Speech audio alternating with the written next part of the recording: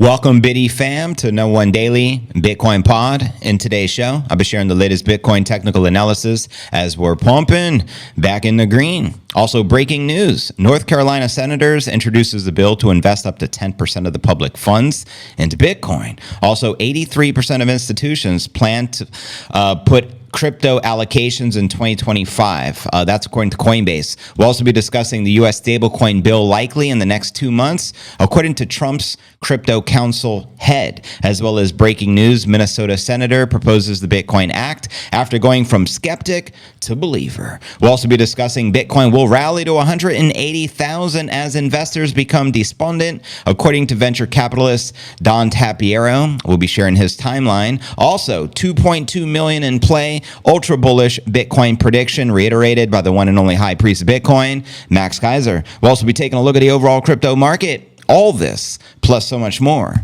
in today's show.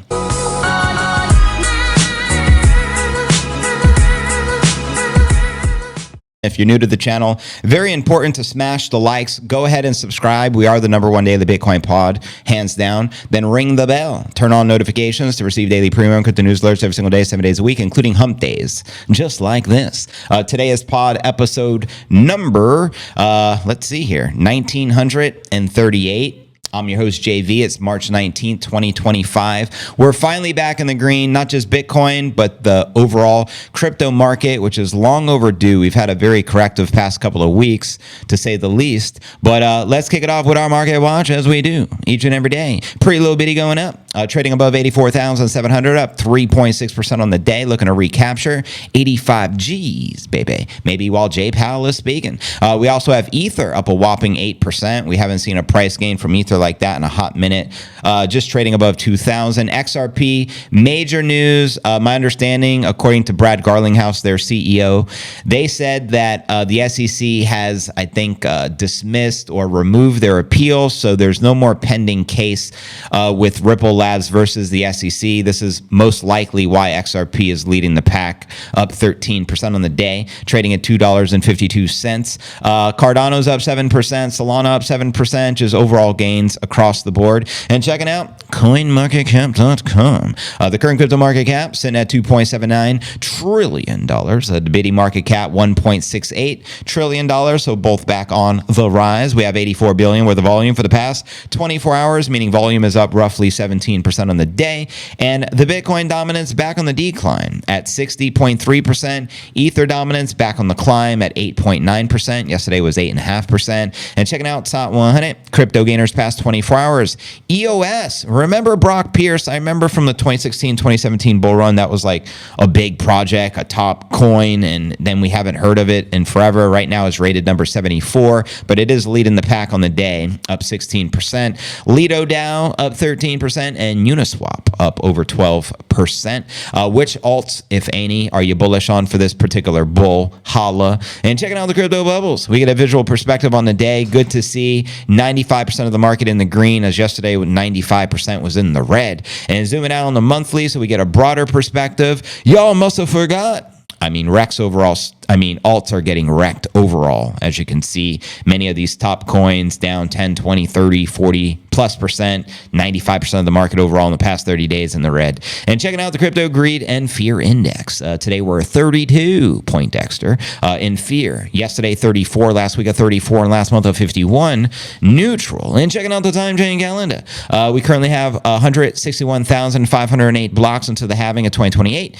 You all know we had the previous halving in April of 2024. I believe it was on the 19th. Almost hit it on a 420. So close, broskies. And we're currently on block number 888,492, and you can currently exchange one fiat monopoly dollar for 1,188 sats. That's the divine number, an 11 and an 88. So let's freaking go. Stack the sats, put down the gats, and pick up some Bitcoin caps from my man Sergio over at bitcoincaps.net. Let's move on to our TA, aka astrology for the broskies, and we'll also be pulling up some of the live charts as we are on the rise. Bitcoin may recover to 90 G's, baby, amid easing inflation concerns over the FOMC meeting. Jay Powell is supposed to be speaking by the top of the hour, so you've tuned into the right spot here. Bitcoin may stage a recovery above 60,000, which is approximately 5,000 above where we're currently sitting. Bitcoin over 2-month downtrend has raised numerous alarms that the current Bitcoin bull cycle may be over, broskies. Define the theory of the 4-year cycle. I think not. Never once did I believe that this cycle was over at 109,000. I believe the next leg up is incoming, but I digress. Despite the widespread investor concerns, Bitcoin may be on track to a recovery above 90 Gs, and we just hit the gong to send it to 100. Due to the easing inflation concerns of the U.S., according to Marcus Thielen, the CEO of the 10X Research, quoting the broski here, we can see some counter trend rally as prices are oversold, and then there is a good chance that the Fed is mildly dovish. This is not a major bullish development, rather some fine tuning from the policymakers. We think the biddy will be in a broader consolidation range, but we could trade back towards 90 Gs, baby. Let me know if you agree. Investor confidence may also be improved by this Fed Jay Powell's comments.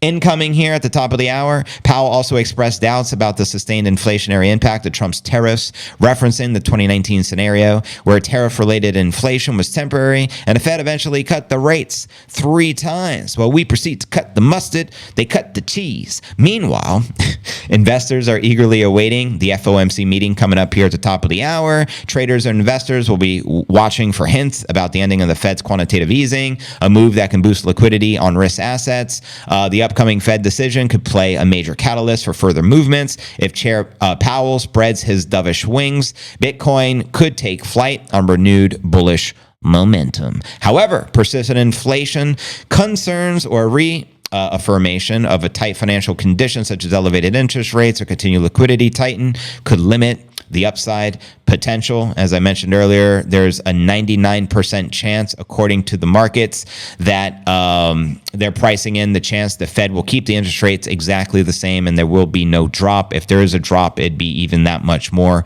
bullish, but y'all already know. And breaking news was pretty awesome as far as game theory state adoption. North Carolina senators introduced a bill to invest up to 10% of the funds into pretty little bitty. Let's frickin' go. And I promised to pull up some of the live charts, so let's do that really quick before we start diving into the headlines and the latest news. Live chart action Jackson satisfaction brought up here. This is via Coinbase, via TradingView. You're looking at the 1-hour chart. We do have a green bull target sitting at 94.5, which is pretty lit. And then there's some bear targets, including one sitting at 79.420 and 420. Happy 420, broskies. And zooming out for the 4-hour, as you can see right here, the 4-hour chart has a rising wedge formation sensation. Also a green bull sitting at 113.7. Current price discovery sits at 109. And the next leg up, in my opinion, will probably blow right past 120,000, and I'll show you what I'm talking about on the weekly chart when we get there. We also have a bull target of 107.3, which takes us right back on the cusp of price discovery, which is really where we got to be. That's the place to be. Stack the BTC. And checking out the daily chart, it says it's going up forever, Laura. And there's a rising wedge formation here as well. On the daily, there's also a falling wedge bull target of 114.7, which you can see on your screen. And then we got one, I believe, at 113.7, a double bottom pattern. And zooming out from the daily, we take a look at the weekly.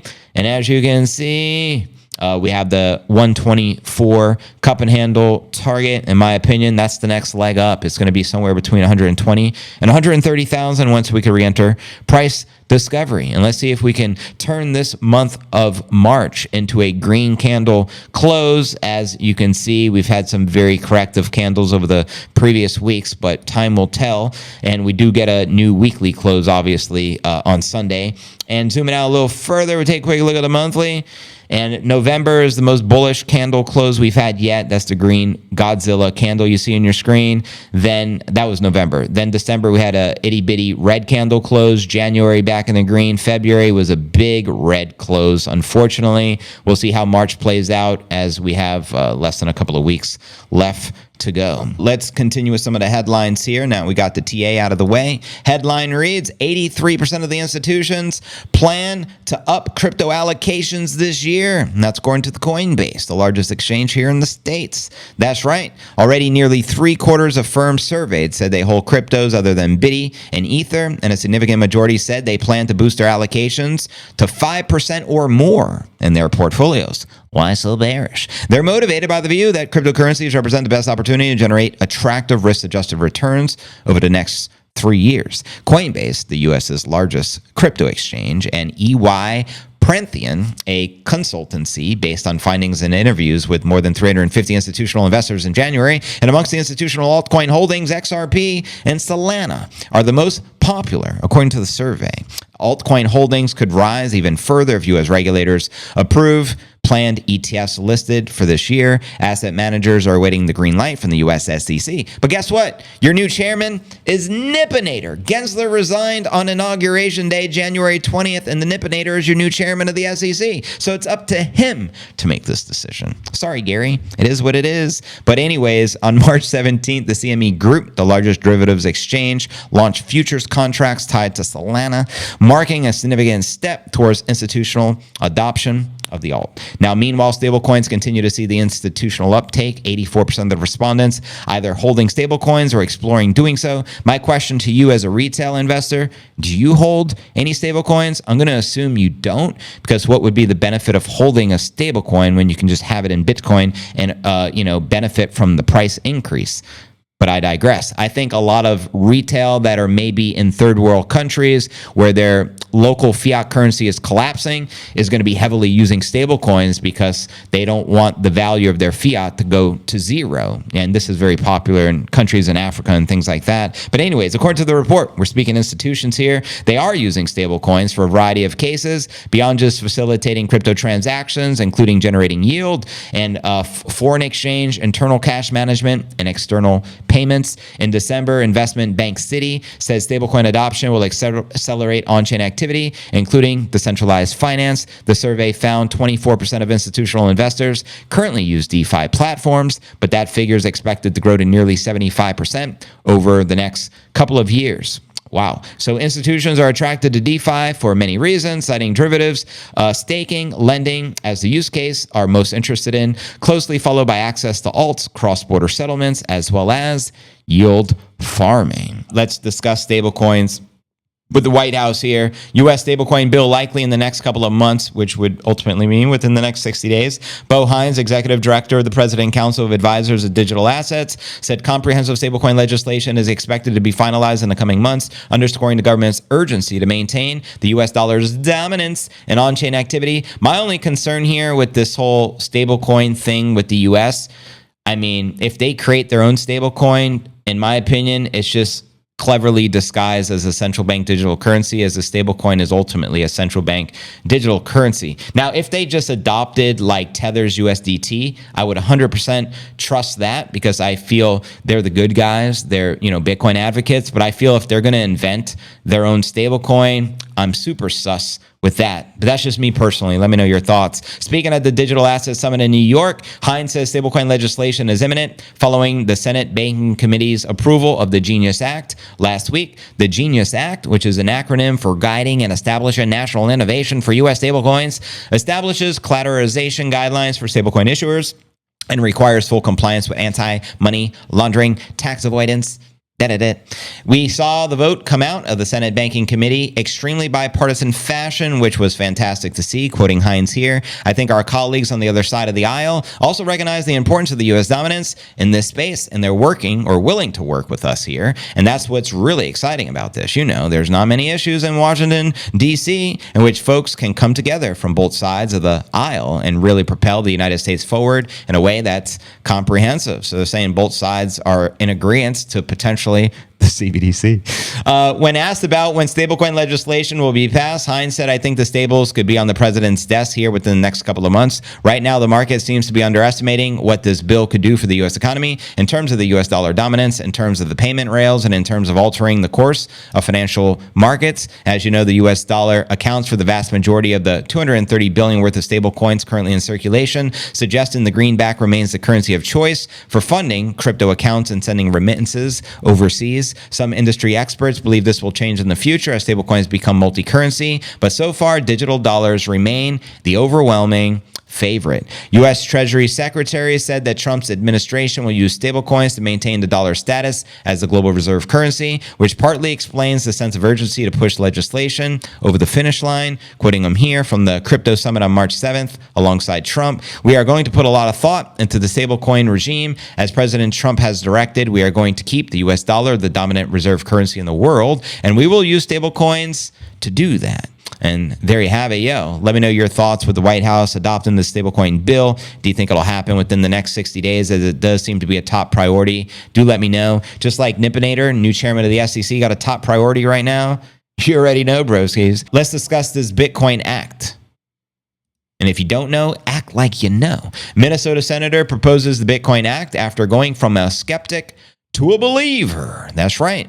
Minnesota State Senator Jeremy Miller introduced the Minnesota Bitcoin Act when he drafted it after completely chasing his stance or changing it on the biddy. Quoting him here, "As I do more research on crypto and hear from more and more constituents, I am gone from being highly skeptical to learning more about it to believing in Bitcoin and other cryptos." He shared that yesterday, March 18th. Miller said the bill aims to promote prosperity for Minnesotans by allowing the Minnesota State Board of Investment to invest in state assets into Bitcoin and other cryptos, just as it invests in traditional assets. Several other U.S. states have introduced similar Bitcoin buying bills, with 23 states having introduced legislation to create a Bitcoin reserve according to Bitcoin laws. So you can see a total of 35 states in all, strategic Bitcoin reserves introduced to 23 of them. I don't know if it's the bigger number or the littler number. It's a little confusing here, but anyways, it's coming. Total of 39 different bills. Okay, 39 bills from 23 different U.S. states.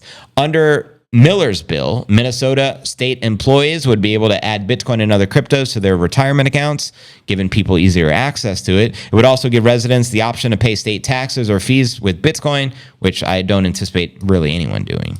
Colorado and Utah already accept crypto for tax payments, while Louisiana allows it for state services. Investment gains from Bitcoin and other cryptos would also be exempt from state income taxes. There's a silver lining. In the U.S., up to $10,000 paid to the state can be deducted from federal taxes under the state and local tax deduction, but any amount beyond that is subject to both state and federal tax obligations. The increasing number of the U.S. states proposing Bitcoin reserve bills following Senator Lummis's July Strategic Bitcoin Reserve Act, which directs the federal government to buy 200,000 Bitcoin annually over 5 years, totaling 1 million Bitcoin total. And we all know Michael Saylor recently at the White House summit proposed Trump and his administration to purchase up to 5.5 million Bitcoin, which is approximately 25% of the supply, which makes Lummis's proposal look extremely bearish, right? However, March 12th, Lummis proposed a newly introduced Bitcoin Act, allowing the government to potentially hold more than 1 million Bitcoin as part of its newly established reserve. That's definitely a good amendment. In my opinion, you don't want to limit how much Bitcoin you can have. Bitcoin has shown significant gains compared to traditional assets in recent years. From August of 2011 to January 2025, Bitcoin posted a compound annual growth rate of 102%. That's for 14 consecutive years on average, compared to the S&P's 14%, according to Curvo data, as outlined here in the chart. Numbers don't lie. Check the scoreboard. And if you don't know now, you know. Next story, Dan Tapiero is calling for 180,000 in play. Let's break this down, and then we'll get to Max Keiser's 2.2 million target and his latest. So here we go. Dan Tapiero says he remains long-term bullish on the biddy as he's seen Bitcoin fall by around 24% from the all-time high. We recorded inauguration day. It was Jan 20th. We hit the 109.3 current top. In a new interview with the Wolf of Wall Street, Tapiero says Bitcoin could appreciate by around 117% from the current level after a period of trading sideways. Quoting the man here, "I always expected us to spend months consolidating around 100,000. I think we're going to chop back up and forth between 70 and 100 to digest all this news. And at some point, we're going to be head back up. And I have had this 180,000 target in mind for a while. And on when Bitcoin will reach the coveted 180,000 price target, here's what the man had to say. I know some people have been more aggressive, but I think this bull phase, we can hit 180,000 this year or potentially early next year. But I'm thinking more this year. Let me know if you agree or disagree with the analysts. And according to Dan, Bitcoin has posted positive returns from its mid-2023 levels, urging investors to zoom out and not get caught up by the current correction, as he shares here. So it is just the way the markets work, right? You got 85 or 90% of the bulls up at 100,000, and now you're down at, what is it, 15%. And people are despondent, and they think the world is over, and yet it's at 80,000, which is still up, 2x, 3x from 18 months ago. It's pretty incredible. And there you have it. Coming from Dan Tapiero. Let me know if you agree or disagree. 180 G's in play, 2025. Holla at your boy. I'll reiterate my targets, and then we'll dive into our feature story of the day with the high priest of Biddy, Max Keiser, calling for 2.2 million. JV's personal targets, bear scenario, 222, right in alignment with Bring Facts. This year, 2025 cycle peak. Base case, 420. Yes, I am base for the broskies. And bull scenario, 1.1 million. And there you have it. Now let's dive into our featured story of the day. 2.2 million Bitcoin in play. Ultra bullish Bitcoin prediction voiced by the one and only high priest of the Biddy, Max Keiser. So we're going to break down this brand new article, but let's first start with the tweet which sparked it. Bitcoin is unique in the world and history of money and finance, and that by definition there is and can never be a single point of failure. It doesn't matter how much Bitcoin MicroStrategy buys, now known as Strategy B. They can never change the protocol, they can never change the Bitcoin protocol. In fact, they favor protocol obfuscation. Game theory has not kicked in yet. 100% guaranteed it will. 2.2 million Bitcoin in play. And this is coming from the bishop of Bitcoin himself, the one and only high priest, Max Keiser. This was posted this morning at 9:30 a.m. You can see the timestamp, March 19th. Already got close to 17,000 views. Let me know if you agree or disagree with the high priest. You already know he coined the term game theory as well, I should say the global hash war, and made it very popular amongst the discussion in this space. So you got to give credit where credit is due. Back when everybody wrote off the United States and countries ever adopting Bitcoin, central banks, governments around the world, Max said no, they're going to, because they're going to have to. In fact, he predicted everything which is taking place right now, which is pretty remarkable. Now, the Bitcoin libertarian put, Bitcoin is unstoppable. The game theory is just beginning. And I agree with that. I believe when the true game theory kicks in, Bitcoin is going to be experiencing God candles, Omega candles, like it ain't no thing. And also more recently, this was actually published back in December. For the first time, Max Keiser upped his target from 220,000 to 2.2 million in play. But let's start with the most recent publication. And again, shout out to the high priest, Max Keiser. He revealed that no single or several entities can control Bitcoin regardless how much they buy. Because someone, a lot of Bitcoiners will say, or people in the space, what if Michael Saylor buys all the Bitcoin and he doesn't leave any for us plebs? Oh no. Well, the Bitcoin advisor referred to Michael Saylor's strategy China as the example, as I just referenced. The company has been regularly purchasing the world's pioneer in crypto since 2020. They were the first publicly traded company to put a Biddy on the balance sheet. Now they hold close to 500,000 BTC, and they recently rebranded from MicroStrategy to Strategy B, with B being the Bitcoin symbol. And I already read you the high priest's recent tweet right here on why he believes Bitcoin is going to 2.2 million. And yesterday, make sure you watch the pod. If you didn't, you could go back and check it out. But we discussed the game theory and global hash war between the United States and Russia. And Max is ultimately saying there can only be one Bitcoin superpower in the form of a nation, and it could be the United States if Trump goes all in on Bitcoin. But if they don't, it could be Russia, it could be China, it could be the UAE. And also keep in mind, Bukele already got the first movers advantage with El Salvador, but they are a small nation. They only have just above 6,000 Bitcoin. So just to put that into perspective, Michael Saylor has 500,000 Bitcoin. BlackRock has over 600,000 Bitcoin, etc. You feel me? But anyways, the Bitcoin advisor Keiser has once again mentioned the ultra bullish prediction for the Biddy price, and he has had several times times made this earlier, dating back to December, as I shared with you, 2.2 million in play. He insisted Bitcoin is unique in the world and history of money, in which it is, since by definition there is no place even for a single failure in the way Bitcoin works. Never once has the network gone down, and it is the most secure network at securing data to ever exist in human history. Also keep that in mind. Thanks to the genius mind of the one and only Satoshi Nakamoto, Keiser expects the game theory to kick in 100%. Therefore, Bitcoin, he says, is likely to reach that 2.2 million target in the future without specifying any specific month or time frame. So you guys let me know what you think. When 2.2 million?